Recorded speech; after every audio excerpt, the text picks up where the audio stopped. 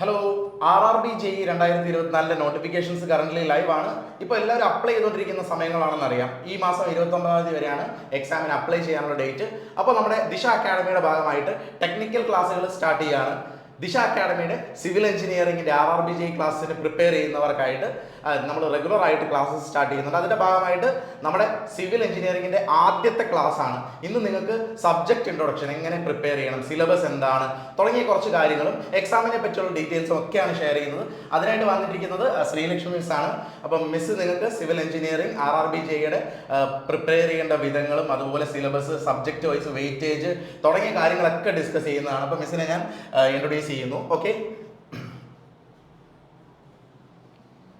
നമ്മുടെ RRB JEE application 37 July 30-ാം തീയതി ആരംഭിച്ചിട്ടുണ്ട്. എക്സാംസിൻ്റെ ആപ്ലിക്കേഷൻ ഫോംസ് കൊടുത്തു തുടങ്ങി, അപ്ലൈ ചെയ്യാൻ ഓപ്പൺ ആയിട്ടുണ്ട്. So last date 29 August 29 closing date ആണ്. സോ അതിന് മുന്നേ ആയിട്ട് എല്ലാവരും അപ്ലൈ ചെയ്യുക. RRB JEE സിവിലിന് വേണ്ടി വെയിറ്റ് ചെയ്യുന്ന ആൾക്കാർ, നല്ല ഒരു ഓപ്പർച്യൂണിറ്റിയാണ് നിങ്ങൾക്ക്. പിന്നെ ഒരു ഓപ്പർച്യൂണിറ്റി നിങ്ങൾക്ക് വരണമെന്നുണ്ടെങ്കിൽ ഇനിയും കുറച്ച് വർഷങ്ങൾ കഴിയേണ്ടി വരും. സോ അതുകൊണ്ട് ഈ ഓപ്പർച്യൂണിറ്റി യൂട്ടിലൈസ് ചെയ്യുക.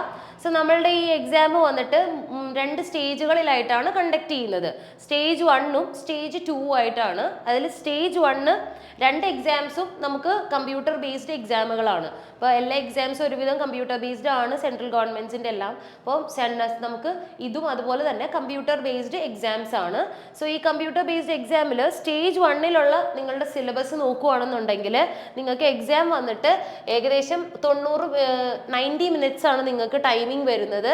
ഓക്കെ, 90 മിനിറ്റ്സും അതുപോലെ PWD കാറ്റഗറി, അതായത് ഫിസിക്കലി ഡിസേബിലിറ്റി ഉള്ള ആൾക്കാർക്ക് മാത്രമാണ് 120 മിനിറ്റ്സ് ടൈം എക്സ്റ്റൻഷൻ ഉള്ളൂ. അതുപോലെ തന്നെ എക്സാം നമ്പർ ഓഫ് ക്വസ്റ്റ്യൻസ് 100 ആണ്. ക്വസ്റ്റ്യൻസിൻ്റെ നമ്പർ 100 ആണ്. 90 മിനിറ്റ്സ് ഉള്ളൂ. 100 ചോദ്യങ്ങളും ഉണ്ടാവും. സോ ഇതിനകത്ത് CBT 1ൽ നിങ്ങൾക്കുള്ള പോർഷൻസ് എന്ന് പറയുന്നത് മാത്സ്, അതുപോലെ തന്നെ ജനറൽ ഇൻ്റലിജൻസ് ആൻഡ് റീസണിങ്, പിന്നെ ജനറൽ അവയർനെസ്സും പിന്നെ ജനറൽ സയൻസുമാണ്.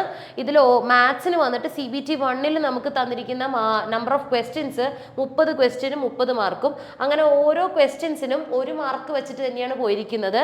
സോ നിങ്ങൾക്ക് മാത്സിന് വെയിറ്റേജ് ഉണ്ട് നല്ലോണം. അതുപോലെ തന്നെ ജനറൽ സയൻസിന് 30 മാർക്ക് നല്ല വെയിറ്റേജ് ഉണ്ട്.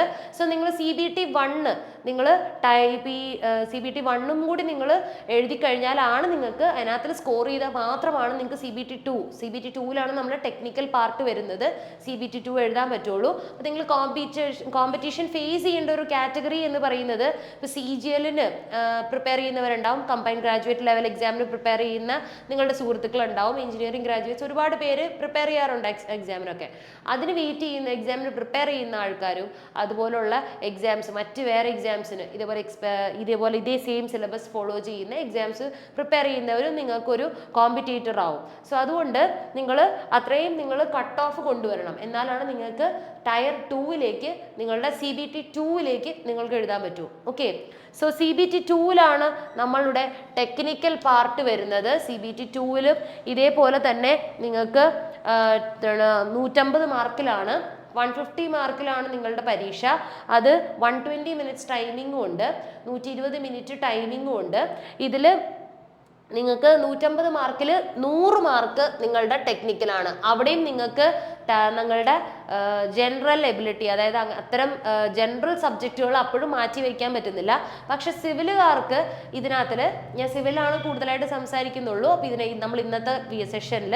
സോ സിവിലുകാർക്ക് ഇനിയൊരു അഡ്വാൻറ്റേജും കൂടി ഉള്ളത് എന്താണെന്ന് വെച്ചാൽ, ഈ basic environment and pollution control എന്ന് പറഞ്ഞൊരു ടോപ്പിക്കിനകത്ത് കാണുന്നില്ലേ, ഈ basic environment and pollution control എന്ന് പറഞ്ഞിട്ടുള്ള ടോപ്പിക്കിൽ ഇവർക്ക് നിങ്ങൾ വന്നിട്ട് ഓൾറെഡി നിങ്ങളുടെ ടെക്നിക്കലിലെ എൻവയോൺമെൻറ്റൽ എഞ്ചിനീയറിംഗിൽ നിങ്ങളത് പഠിക്കുന്നുണ്ടാവും. സോ നിങ്ങൾക്ക് വന്നിട്ട് 110 മാർക്കിനുള്ള കണ്ടന്റ് നിങ്ങൾ ഈ ടെക്നിക്കൽ എബിലിറ്റി, അതായത് ടെക്നിക്കൽ സബ്ജക്റ്റ് പഠിക്കുമ്പോൾ തന്നെ നിങ്ങൾക്ക് കിട്ടുന്നുണ്ടാവും. ബാക്കി 40 മാർക്കിനുള്ളതാണ് നിങ്ങൾ എക്സ്ട്രാ ആയിട്ട് പഠിക്കേണ്ടത്. ഇതിൽ ജനറൽ അവയർനെസ് ഒക്കെ നിങ്ങൾ ഓൾറെഡി നിങ്ങളുടെ CBT 1ന് വേണ്ടിയിട്ട് തന്നെ നിങ്ങൾ പ്രിപ്പയർ ചെയ്യുമ്പോൾ ഓൾറെഡി കുറച്ച് ആയിട്ടുണ്ടാവും. സോ അതുകൊണ്ട് തന്നെ നിങ്ങൾക്ക് ഈ പാർട്ട് നിങ്ങൾക്ക് ഈസി ആയിരിക്കും. സോ നെക്സ്റ്റ് കമ്മിങ് ഇസ് നമ്മളുടെ 110 മാർക്ക് വേണമെങ്കിൽ പറയാം. 100 മാർക്ക് ജനറലി ടെക്നിക്കൽ എബിലിറ്റി നമ്മുടെ സിവിലുകാർക്ക് മാത്രം 110 മാർക്ക് എന്ന് വേണമെങ്കിൽ പറയാം. സോ 100 മാർക്കാണ് നിങ്ങളുടെ ടെക്നിക്കൽ എബിലിറ്റി എന്നും പറഞ്ഞിട്ട് നമ്മളുടെ CBT 2 വരാൻ പോകുന്നത്. അപ്പോൾ ഏറ്റവും കൂടുതൽ വെയിറ്റേജ് വരാൻ പോകുന്നത് ടെക്നിക്കൽ പോർഷനിലേക്കാണ് നിങ്ങളുടെ CBT 2. ഓക്കെ, CBT 2 വരുമ്പോൾ അപ്പോൾ CBT 1 എലിജിബിൾ ആയാൽ മാത്രമേ CBT 2 എഴുതാൻ പറ്റുള്ളൂ. സോ നെക്സ്റ്റ് ഇതിൽ ഒരേ ഒരു അഡീഷൻ കൂടി വന്നിരിക്കുന്നത് എന്താണെന്ന് വെച്ച് കഴിഞ്ഞാൽ ഈ CBT 2 എഴുതുമ്പോൾ നിങ്ങൾക്ക് വന്നിട്ട് എന്താ ഒരു വെർച്വൽ കാൽക്കുലേറ്റർ പ്രൊവൈഡഡ് ആണ്. ഓക്കെ, ഇപ്പോൾ BTech കഴിഞ്ഞിട്ട് ഗേറ്റ് എക്സാം എഴുതുന്നവർക്ക് അറിയാൻ പറ്റും, അവർക്കൊരു വെർച്വൽ കാൽക്കുലേറ്റർ നിങ്ങൾ യൂസ് ചെയ്തിട്ടുണ്ടാവും. ഓക്കെ, സോ നിങ്ങൾക്കൊരു വെർച്വൽ കാൽക്കുലേറ്റർ ഇതിനകത്ത് അവൈലബിൾ ആണ്. സോ അത് യൂസ് ചെയ്തിട്ട് നിങ്ങൾക്ക് കാൽക്കുലേഷൻസ് ചെയ്യാൻ പറ്റും. സോ അങ്ങനെ ഒരു ഇതുണ്ട്. പക്ഷെ നമുക്ക് ഫിസിക്കൽ കാൽക്കുലേറ്റർ കൊണ്ടുപോകാൻ പാടില്ല. സോ ഇതാണ് നമ്മളുടെ എക്സാമിൻ്റെ ഒരു പാറ്റേൺ എന്ന് പറയുന്നത്. സോ നെക്സ്റ്റ് നമ്മൾക്ക് നോക്കാനുള്ളത് നമ്മളുടെ എന്തൊക്കെ പോസ്റ്റുകളാണുള്ളത്, നമ്മുടെ സിവിലിൻ്റെ എന്തൊക്കെ ഡിപ്പാർട്ട്മെൻറ്റുകൾ എത്രയൊക്കെയാണ് അതിൻ്റെ കാര്യങ്ങൾ എന്നുള്ളതാണ്. ഓക്കെ, സോ ഇതിൻ്റെ ക്വാളിഫിക്കേഷൻ എന്താണെന്നുള്ളതാണ്. സോ ഞാൻ നേരത്തെ പറഞ്ഞായിരുന്നു റിക്രൂട്ട്മെൻറ്റ് പ്രോസസ്സ്, നേരത്തെ ഫസ്റ്റ് സെഷൻ വീഡിയോസിൽ ഞാൻ പറഞ്ഞായിരുന്നു നിങ്ങൾക്ക് വന്നിട്ട് എക്സാമിൻ്റെ റിസൾട്ടിന് വെയിറ്റ് ചെയ്യുന്ന ആൾക്കാർ നോട്ട് എലിജിബിൾ ആണെന്നാണ് പറഞ്ഞിരിക്കുന്നത്. സോ അതുകൊണ്ട് ഡിപ്ലോമ ആയാലും ഇപ്പം നമ്മളുടെ ക്വാളിഫിക്കേഷൻ പറഞ്ഞിരിക്കുന്നത് 3 years diploma in civil engineering or BSc in civil engineering of 3 years duration എന്നാണ്. സോ ഈ ഡിപ്ലോമയാണ് നമ്മളുടെ മിനിമം ക്വാളിഫിക്കേഷൻ പറഞ്ഞിരിക്കുന്നത്. സോ ഡിപ്ലോമ ഇൻ സിവിൽ എഞ്ചിനീയറിംഗിൽ തൊട്ട് മേലോട്ടുള്ളവർ വരെയും ചിലപ്പോൾ എഴുതുന്നുണ്ടാവും. സോ അതുകൊണ്ട് ഡിപ്ലോമ സിവിലിൻ്റെ ലെവലിലുള്ള ക്വസ്റ്റ്യൻ പേപ്പറാണ് നമ്മൾ എക്സ്പെക്റ്റ് ചെയ്യേണ്ടത്. സോ ഡിപ്ലോമ സിവിലിൻ്റെ ക്വസ്റ്റ്യൻ പേപ്പേഴ്സിൽ സ്ഥിരമായിട്ട് അങ്ങനത്തെ ക്വസ്റ്റ്യൻസ് നമ്മൾ കൂടുതലായിട്ട് എക്സ്പെക്റ്റ് ചെയ്യണം. BTech ലെവലിലേക്ക് പോയിട്ട് നോക്കണ്ട, ഇങ്ങോട്ടേക്ക് താഴത്തേക്ക് ഇറങ്ങിക്കോളൂ. ഓക്കെ, സോ ഡിപ്ലോമ കഴിഞ്ഞവർക്ക് അപ്ലൈ ചെയ്യാം. അത് റിസൾട്ടിന് വെയിറ്റ് ചെയ്യുന്ന ആൾക്കാർ സർട്ടിഫിക്കറ്റ് കയ്യിലുണ്ടായിരിക്കണം അപ്ലൈ ചെയ്യാൻ നേരത്ത്.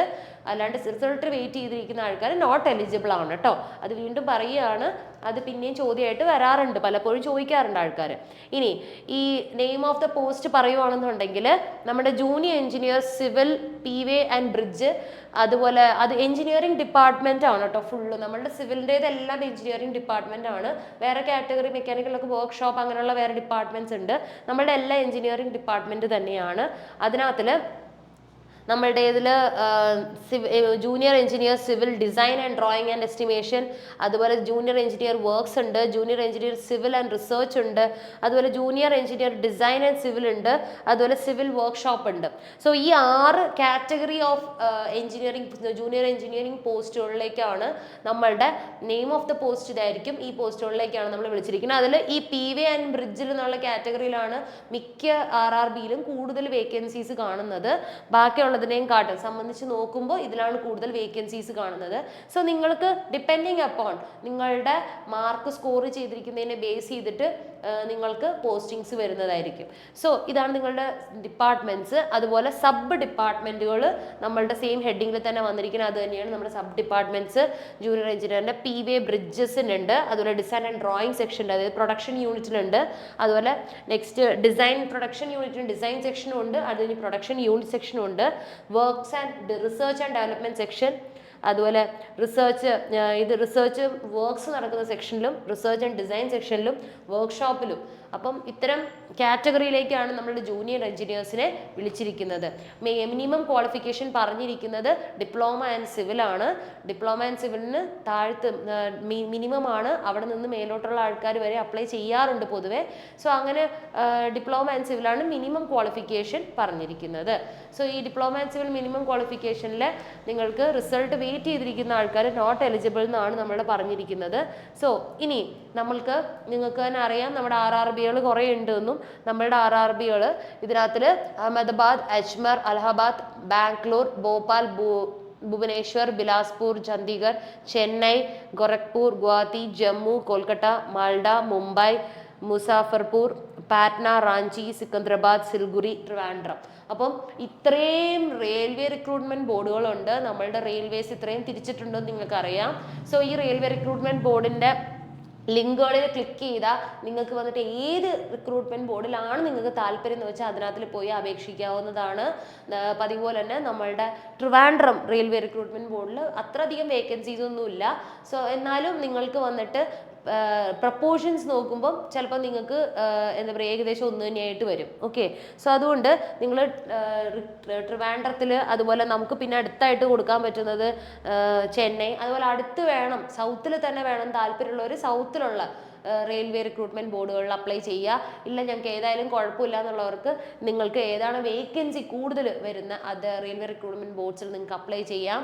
സോ നിങ്ങൾ ഈ റിക്രൂട്ട്മെന്റ് ബോർഡുകളിലേക്ക് അപ്ലൈ ചെയ്യുമ്പം നിങ്ങൾക്ക് വേറെ റെയിൽവേ ബോർഡിലേക്ക് നിങ്ങൾക്ക് ട്രാൻസ്ഫർ കിട്ടില്ല എന്നുള്ള കാര്യം മൈൻഡിൽ വെച്ചിട്ട് വേണം അപ്ലൈ ചെയ്യാനായിട്ട്. സോ നിങ്ങൾ ഏതിലാണോ അപ്ലൈ ചെയ്തിരിക്കുന്നത് അവിടെ തന്നെ നിങ്ങൾക്ക് പോസ്റ്റിംഗ് വരും, നിങ്ങൾ അവിടെ തന്നെ ഷിഫ്റ്റ് ചെയ്ത് താമസിക്കേണ്ടി വരും. അങ്ങനെ നിങ്ങളുടെ എല്ലാ കാര്യങ്ങളും നിങ്ങൾ നോക്കിയിട്ട് വേണം അപ്ലൈ ചെയ്യാൻ കേട്ടോ. അപ്പം നിങ്ങൾ ഈ എന്താണ് റിക്രൂട്ട്മെന്റ് ബോർഡുകളൊക്കെ ചെക്ക് ചെയ്തിട്ട് നിങ്ങൾക്ക് ഏതിലാണോ താല്പര്യം എന്ന് വെച്ചാൽ അവിടെ അപ്ലൈ ചെയ്യാം. അപ്പോൾ നമ്മളുടെ സിവിലിൽ നമ്മളുടെ ഏതൊക്കെയാണ് നമുക്ക് പറഞ്ഞിരിക്കുന്ന സബ്ജക്റ്റുകൾ എന്നൊന്ന് നോക്കാം. സോ അനക്സർ 7A നമ്മളുടെ സിവിലിൻ്റെ പോർഷൻസിനെ കുറിച്ചിട്ട് പറഞ്ഞിരിക്കുന്നത്. സോ സിവിലിൻ്റെ സിലബസ് അവർ ഓരോ തുണ്ടായിട്ടാണ് കട്ട് ചെയ്ത് നല്ല ഡീറ്റെയിൽ ആയിട്ടൊരു സിലബസ് ആണ് തന്നിരിക്കുന്നത്. ഒരൊറ്റ പേജ്, ഒരു 1.25 പേജേ ഉള്ളൂ എന്നുണ്ടെങ്കിലും പറയാനുള്ള കാര്യങ്ങൾ വളരെ ക്ലിയർ ആയിട്ടുണ്ട്.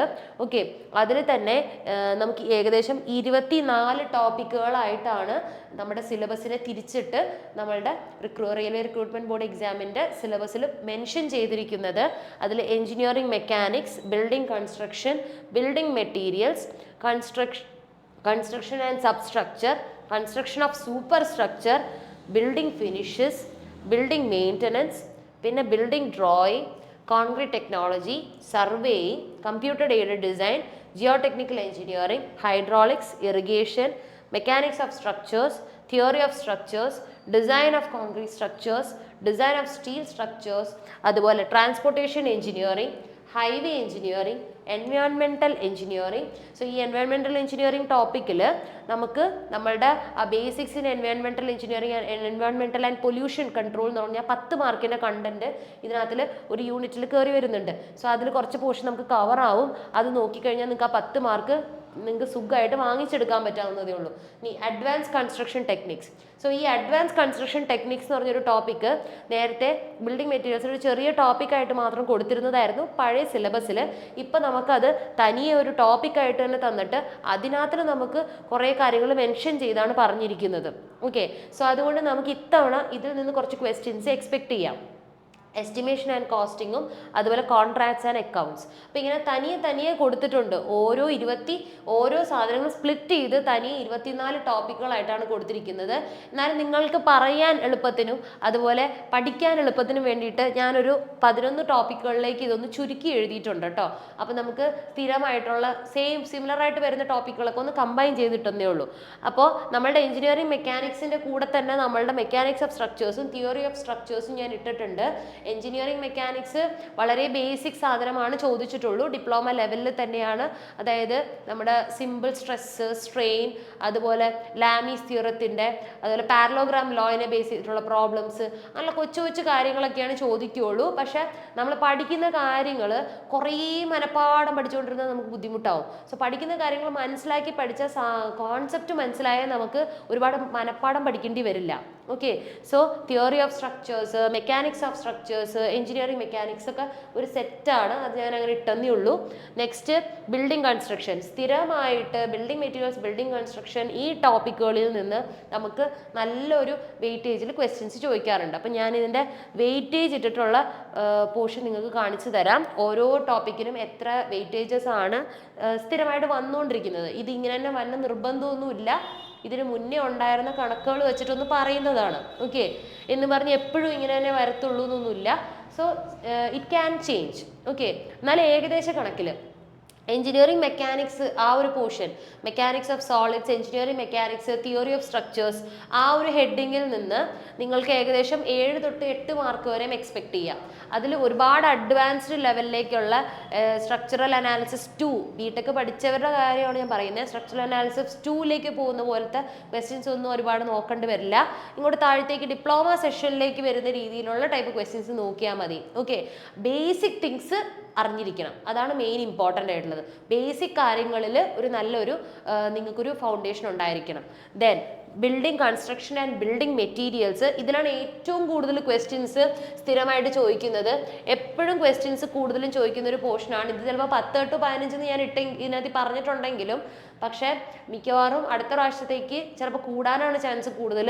കാരണം ഇതിനകത്തിൽ ഒരുപാട് ക്വസ്റ്റ്യൻസ് ചോദിക്കാനുണ്ട്. പ്രത്യേകിച്ച് നമ്മളുടെ ഈ RRB എക്സാമുകൾക്കും പല SSC എക്സാമുകൾക്കും ചോദിക്കുന്ന പോലെ തന്നെ. സോ ബിൽഡിംഗ് കൺസ്ട്രക്ഷൻ ക്വസ്റ്റ്യൻസ് കുറേ ഉണ്ടാവാറുണ്ട്. ഇതിൽ അഡ്വാൻസ്ഡ് എന്നുള്ള ടോപ്പിക്ക് ഡീറ്റെയിൽ ആയിട്ട് ഇത്തവണ കൂടുതലായിട്ട് പറഞ്ഞിരിക്കുന്നത് കൊണ്ട് തന്നെ നമുക്ക് ഇത്തവണ കുറച്ചധികം ഒരു 1-2 ടോപ്പിക് ക്വസ്റ്റ്യൻസ് എങ്കിലും അതിൽ നിന്ന് നമുക്ക് എക്സ്പെക്ട് ചെയ്യാൻ പറ്റും. ഇനി building drawing and computer aided ഡിസൈനിൽ ഈ കമ്പ്യൂട്ടർ ആപ്ലിക്കേഷൻ എന്ന് പറഞ്ഞാൽ തനിയെ നിങ്ങൾക്ക് ഉണ്ട്. എന്നാലും ഈ building drawing and computer aided design എന്ന് പറയുമ്പോൾ നമ്മുടെ മറ്റേ AutoCAD ഇതിൽ 3ds Max എന്നൊക്കെ പറഞ്ഞ് ടോപ്പിക്സ് കൊടുത്തിട്ടുണ്ട്. സോ AutoCAD-നെ പറ്റിയിട്ടുള്ള ക്വസ്റ്റ്യൻസ് ഒക്കെ ആയിരിക്കും ചോദിക്കുന്നത്. അതുപോലെ തന്നെ ബിൽഡിംഗ് ഡ്രോയിങ്ങിൽ നിങ്ങൾക്ക് കൂടുതൽ ക്വസ്റ്റ്യൻസ് പ്രൊജക്ഷൻസിൻ്റെ അത്തരം കാറ്റഗറിയിലുള്ള ക്വസ്റ്റ്യൻസ് നിങ്ങൾക്ക് എക്സ്പെക്ട് ചെയ്യാം. ഈ ബിൽഡിംഗ് ഡ്രോയിങ്ങിൽ അത് ഏകദേശം 5 to 6 മാർക്കിലാണ് ചോദിച്ചിട്ടുള്ളൂ. ദെൻ സർവേയിങ്ങിൽ അധികം ക്വസ്റ്റ്യൻസ് ഇതുവരെ അധികം കണ്ടിട്ടില്ല. 3-4 മാർക്കിനെ ചോദിക്കാറുള്ളൂ. എന്നാലും നമുക്ക് മാറ്റി നിർത്താൻ പറ്റാത്തൊരു കാറ്റഗറിയാണ് സർവേയിങ്. സർവേയിങ്ങിൽ ഒരുപാട് മീൻസ് സർവേയിങ് നമ്മളുടെ ക്വസ്റ്റ്യൻസിൽ ഈ 3-4 മാർക്കാണ് ഇപ്പം പറയുന്നുള്ളൂ എങ്കിലും ഇനി നാളെ RRBക്ക് തോന്നുവാണ് കൂട്ടണം എന്ന് തോന്നിയാൽ നമ്മൾ പഠിക്കാത്തത് കൊണ്ട് നമ്മുടെ മാർക്ക് മിസ്സാവരുത്.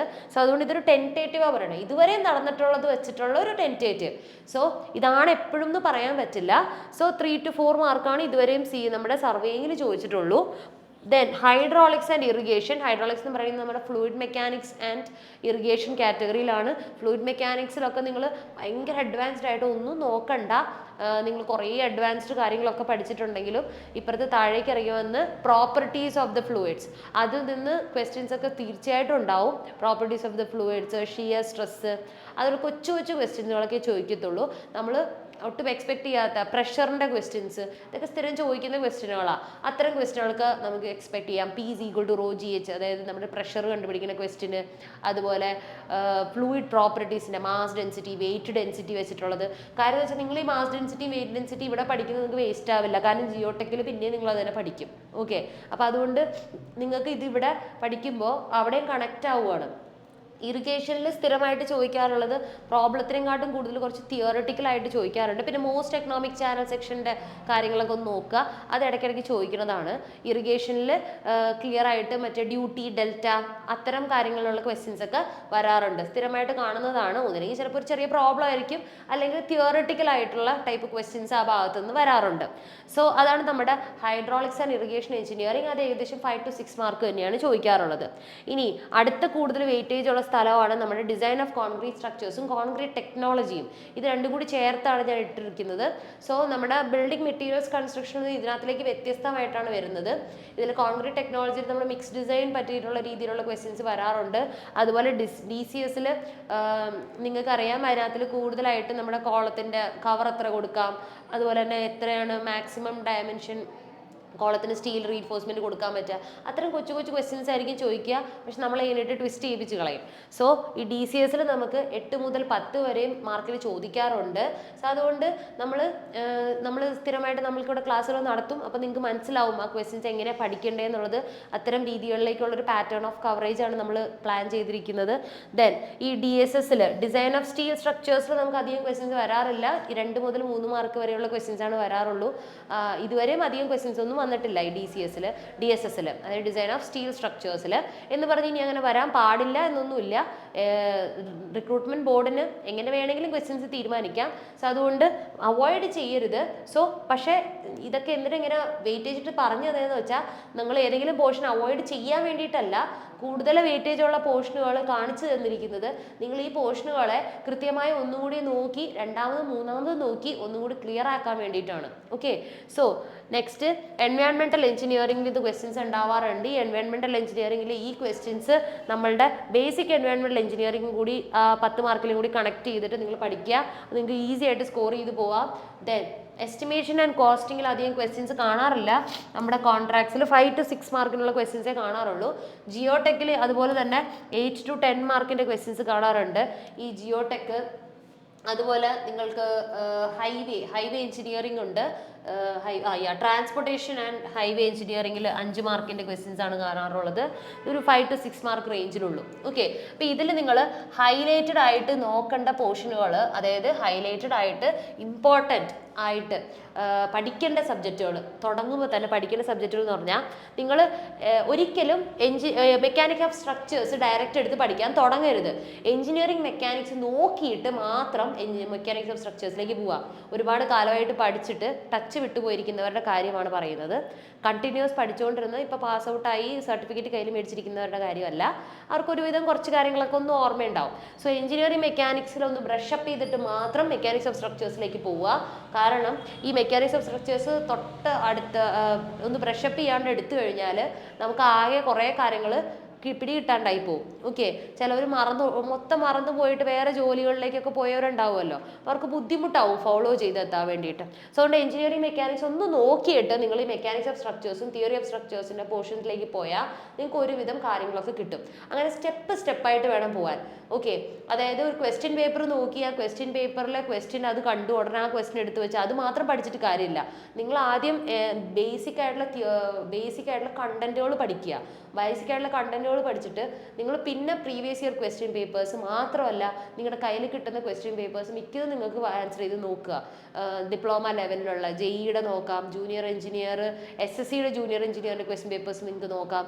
അതുപോലെ RRBയുടെ ജൂനിയർ എഞ്ചിനീയറിൻ്റെ പഴയ ക്വസ്റ്റ്യൻ പേപ്പേഴ്സ് വർക്കൗട്ട് ചെയ്ത് നോക്കാം. സോ ഈ ക്വസ്റ്റ്യൻ പേപ്പേഴ്സ് നിങ്ങൾ വർക്കൗട്ട് ചെയ്യാനുള്ള ടൈം നിങ്ങൾ സ്റ്റഡി പ്ലാൻ ഉണ്ടാക്കുമ്പോഴും നിങ്ങൾ വെക്കണം.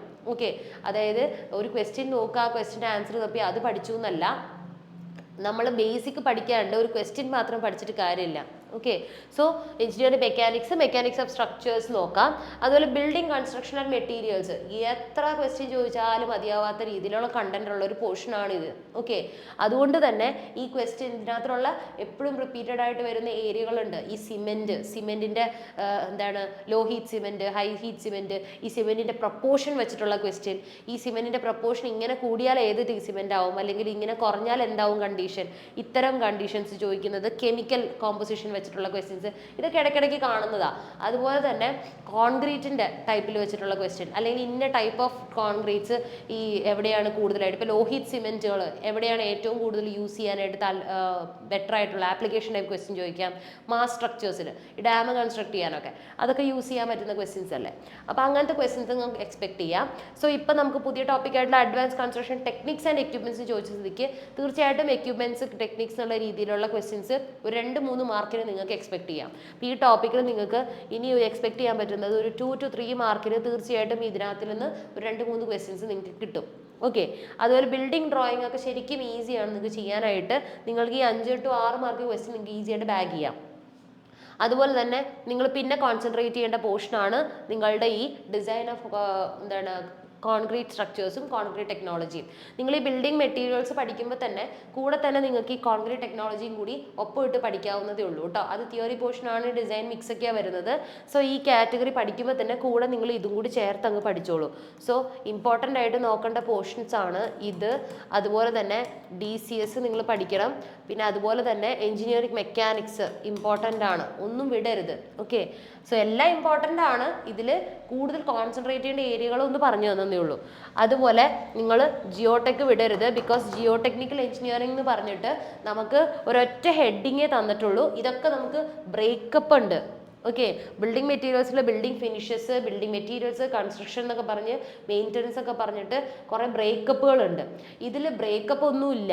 ജിയോടെക് എന്ന് പറഞ്ഞൊരു ഒറ്റ ടോപ്പിക്ക് തന്നിരിക്കുക. ആ ഒറ്റ ടോപ്പിക്കിൽ നിന്ന് 8 മുതൽ 10 മാർക്കിൻ്റെ ക്വസ്റ്റ്യൻ വരെയും ചോദിക്കുന്നത്. സോ അതുകൊണ്ട് ഇമ്പോർട്ടൻ്റ് ആയിട്ട് നോക്കുക, ഈസി ആയിട്ട് സ്കോർ ചെയ്യാവുന്നതേ ഉള്ളൂ. ദെൻ അതുപോലെ എൻവയോൺമെൻറ്റൽ എഞ്ചിനീയറിംഗ് നോക്കുക. സോ ഈ ടോപ്പിക്കുകളൊക്കെ നമ്മൾ ഇമ്പോർട്ടൻ്റ് ആയിട്ട് കവർ ചെയ്യാൻ ശ്രമിക്കുക. അതുപോലെ എസ്റ്റിമേഷൻ ആൻഡ് കോസ്റ്റിങ്ങിൽ ഈ കോൺട്രാക്ട്സിൽ കൂടുതലായിട്ട് നിങ്ങൾക്ക് ടൈപ്പ് ഓഫ് കോൺട്രാക്ട്സിൻ്റെ ടൈപ്പ് ഓഫ് ക്വസ്റ്റ്യൻസ് ആണ് കൂടുതലും കാണാറുള്ളത്. ഈ ഡെപ്രിസിയേഷൻ്റെ ഡെഫിനിഷൻ വെച്ചിട്ട് അത് എന്താണെന്നുള്ള രീതിയിൽ, ഒബ്സർവൻസിൻ്റെ ഡെഫിനിഷൻ വെച്ചിട്ട് അത് എന്താണെന്നുള്ള രീതിയിൽ, അങ്ങനെ കുറച്ച് ഡിപ്ലോമ ലെവലിലുള്ള പേപ്പേഴ്സ്, അങ്ങനത്തെ ലെവലിലുള്ള ക്വസ്റ്റ്യൻസ് തന്നെ നിങ്ങൾക്ക് ഇതുവരെ കണ്ടിട്ടുള്ളൂ. RRB GE അങ്ങനത്തെ ഒരു ലെവലിലാണ് പിടിക്കാറുള്ളത്. അപ്പോൾ നിങ്ങൾക്ക് ഏകദേശം ഒരു ഐഡിയ കിട്ടിയെന്ന് വിചാരിക്കുന്നു എവിടെ തുടങ്ങണം, എന്ത് പഠിക്കണം എന്നുള്ളത്. Especially in junior engineer civil, RRB സിവിലിന് വേണ്ടിയിട്ട്. ഓക്കെ, സോ ഇതൊക്കെയാണ് നമ്മുടെ സിവിലിൻ്റെ സിലബസ്. സോ ഈ സിവിലിന് വേണ്ടിയിട്ട് പഠിക്കേണ്ട കാര്യങ്ങൾ എന്താണെന്ന് നിങ്ങൾക്ക് പിടികിട്ടിയെന്ന് വിചാരിക്കുന്നു. അപ്പോൾ താങ്ക് യു.